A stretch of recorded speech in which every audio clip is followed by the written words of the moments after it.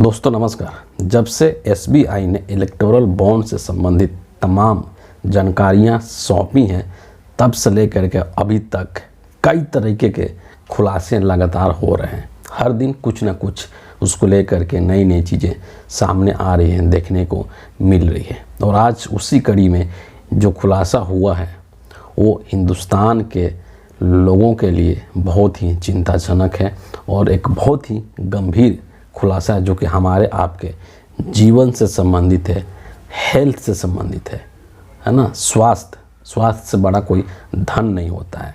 लेकिन ये जो खुलासा है ये खुलासा ये बताता है कि हमारे और आपके हेल्थ से किस तरह की लापरवाही और धोखाधड़ी की जा रही है, उसी चीज़ को लेकर के खुलासा है। दरअसल इस खुलासे में ये चीज़ कहा गया है कि हिंदुस्तान के अंदर तकरीबन 23 ऐसी कंपनियां हैं, दवाई बनाने वाली कंपनियां, फार्मा कंपनियां, जिन्होंने की तकरीबन 762 करोड़ रुपया इलेक्टोरल बॉन्ड के रूप में चंदा दिया है।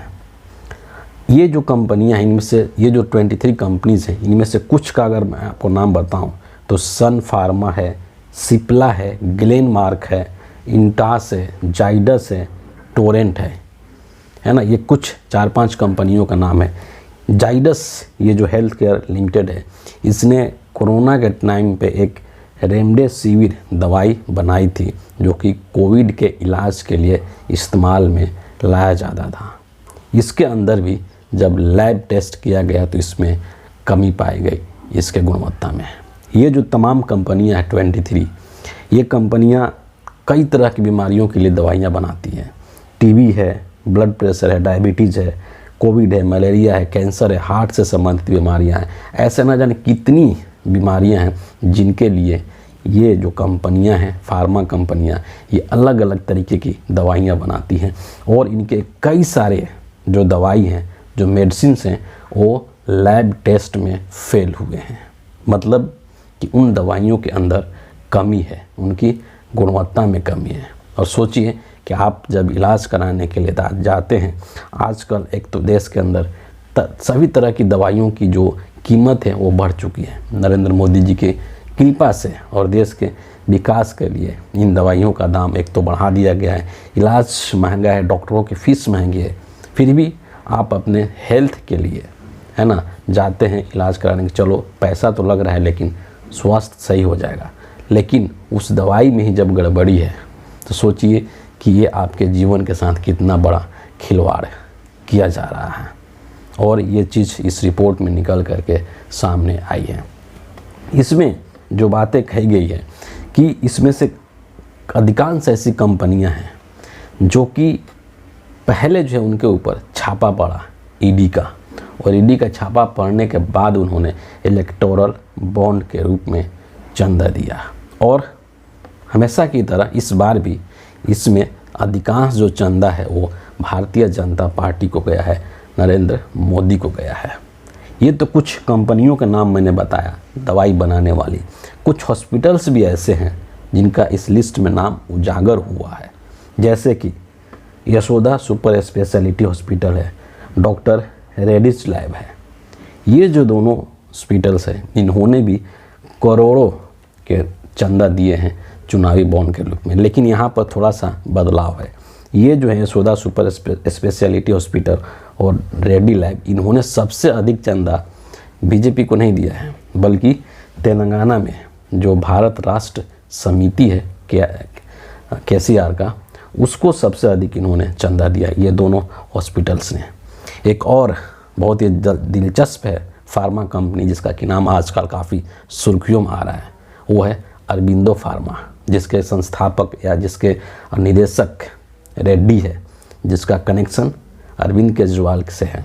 यानी कि जो दिल्ली नीति का जो एक तरीके से मास्टरमाइंड जिसको बताया जा रहा है रेड्डी, उसका ये निदेशक है इस कंपनी का। और उसने तकरीबन 60 करोड़ रुपया जो है वो इलेक्टोरल बॉन्ड के रूप में बीजेपी को दिया है।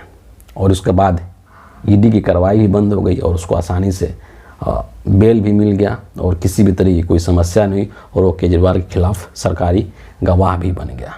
इस तरीके के हरकत इस देश में की गई है इस चुनावी चंदे के माध्यम से। और ये तमाम जो कंपनियां हैं, फार्मा कंपनियां हैं, इनके दवाइयों को मार्केट में अनुमति मिल गई है। सोचिए कि आखिर क्यों ये जो दवाई कंपनियां हैं, जो फार्मा कंपनियां हैं, क्यों सरकार को पैसे दे रही थी। जाहिर सी बात है कि कोई भी किसी को चुनावी चंदे के रूप में कोई रकम देता है, और रकम भी कोई 100, 200, 400, 500 नहीं, जो करोड़ों में दे रहे हैं। वो क्यों दे रहे हैं? कोई इस देश के अंदर कोई दानवीर कर्ण नहीं है। सबके अपने अपने निजी लाभ हैं, निजी महत्वाकांक्षा हैं, जिसके लिए वो ये सब करते हैं। तो जाहिर सी बात है कि ये जो फार्मा कंपनियां हैं, जिन्होंने करोड़ों करोड़ रुपया इलेक्टोरल बॉन्ड के रूप में दान में दिया है, बदले में इनको जरूर कुछ ना कुछ लाभ मिल रहा होगा। तो सबसे जो बड़ा सवाल है कि इनके ये जो कंपनियां हैं, इनके जो मेडिसिन से जो दवाइयां हैं जो कि लैब टेस्ट में फेल हुई हैं, उनके अंदर गुणवत्ता की कमी पाई गई, उसके बाद उस पर क्या कार्रवाई की गई।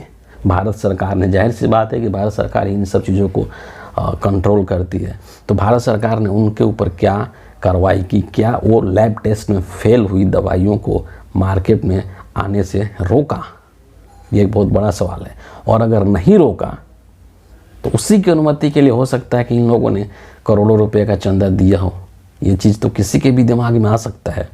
और जब एक गुणवत्ता विहीन, एक फर्जी या एक नकली दवाई, एक लैब टेस्ट में फेल दवाई बाज़ार में बेची जा रही है, और उसको आप अपने स्वास्थ्य को ठीक करने के लिए खा रहे हैं, ले रहे हैं, तो सोचिए कि आपके ज़िंदगी के साथ कितना बड़ा ये खिलवाड़ किया जा रहा है इन फार्मा कंपनियों के द्वारा, जिसमें कि सरकार की भी मिली भगत है। इसे आप इनकार बिल्कुल भी नहीं कर सकते हैं।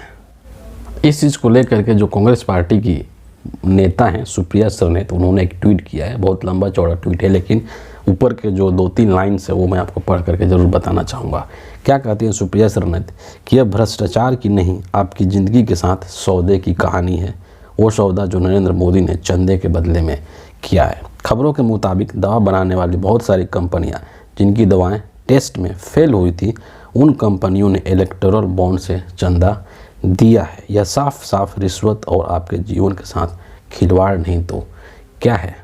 जाहिर सी बात है, ये भी हो सकता है ना कि मान लीजिए किसी कंपनी का कोई दवाई है, वो टेस्ट में फेल हो गया और भारत सरकार उसके ऊपर ये दबाव बनाए कि अगर तुमने मुझे चंदा नहीं दिया तो हम तुम्हारे इस दवाई को अनुमति ही नहीं देंगे मार्केट में चलाने के लिए। और किसी कंपनी को अगर दवाई चलाने की अनुमति नहीं मिले तो उनको कितने करोड़ों का नुकसान होगा, आप इस चीज़ का अंदाज़ा लगा सकते हैं। तो अगर उसके बदले 50 करोड़ 60 करोड़ रुपया दे करके अगर वो दवाई मार्केट में लाने की अनुमति सरकार के द्वारा मिल जाती है, तो किसी भी कंपनी को उसमें कोई दिक्कत महसूस नहीं होगा, क्योंकि वो 60 करोड़ रुपया 50 करोड़ रुपया अगर सरकार को चंदा के रूप में देता है तो उससे 10 गुना ज़्यादा 20 गुना ज़्यादा की कमाई भी वो कर सकता है। बेशक से आपके हेल्थ के ऊपर क्या उसका असर पड़ेगा, उससे न तो उस दवा कंपनी को चिंता है और नहीं सरकार को चिंता है। तो ये जो चीज़ें तमाम प्रकरण जिसका खुलासा ये हुआ है, और इस चीज़ को लेकर के जो बीबीसी है, बीबीसी की वेबसाइट पर एक बहुत ही लंबा चौड़ा एक रिपोर्ट प्रकाशित भी किया गया है, और आप बीबीसी की वेबसाइट पर जा कर के पूरा रिपोर्ट भी आप पढ़ सकते हैं अगर चाहें तो। कितना बड़ा ये खिलवाड़ है लोगों के हेल्थ के साथ, स्वास्थ्य के साथ, जिसका एक खुलासा हुआ है। यही तो कारण है कि इस इलेक्टोरल बॉन्ड को दबाने की हर संभव कोशिश की गई थी भारत सरकार के द्वारा, और देश के तमाम जो औद्योगिक घराने हैं उनके द्वारा भी इस तरह की कोशिश की गई है। लेकिन अभी मिलान चल रहा है, जो सीक्रेट जो कोड नंबर है इलेक्टोरल बॉन्ड का, उसका भी मिलान चल रहा है, और धीरे धीरे और भी कई तरीके के खुलासे आपको देखने को मिलेंगे आने वाले 2-4-10 दिनों के अंदर अंदर। इसलिए तो कहा जा रहा है कि ये जो इलेक्टोरल बॉन्ड स्कीम है, ये आज़ाद हिंदुस्तान का सबसे बड़ा स्कैम है, जो कि सीधे तौर पर प्रधानमंत्री नरेंद्र मोदी के द्वारा किया गया है। और ये स्कीम ही एक तरीके से प्रधानमंत्री नरेंद्र मोदी के दिमाग की उपज है। किस तरीके से करप्शंस को इन्होंने लीगलाइज कर दिया था इस इलेक्टोरल बॉन्ड के माध्यम से, और इसका खामियाजा देश भर के लोग भुगत रहे हैं।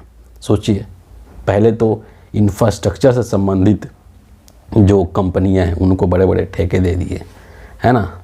अब जो है दवाई वालों से भी इसी तरीके का हो रहा है कि जो टेस्ट में फेल हो गए हैं उनको भी परमिशन दे दिया, वो इसी चीज़ से आपका इलाज हो रहा है। तो आपका जीवन कितना खतरे में है इस चीज़ का आप अंदाज़ा भली भांति लगा सकते हैं। तो फिलहाल इस वीडियो के लिए इतना ही है। आप सभी का बहुत बहुत धन्यवाद।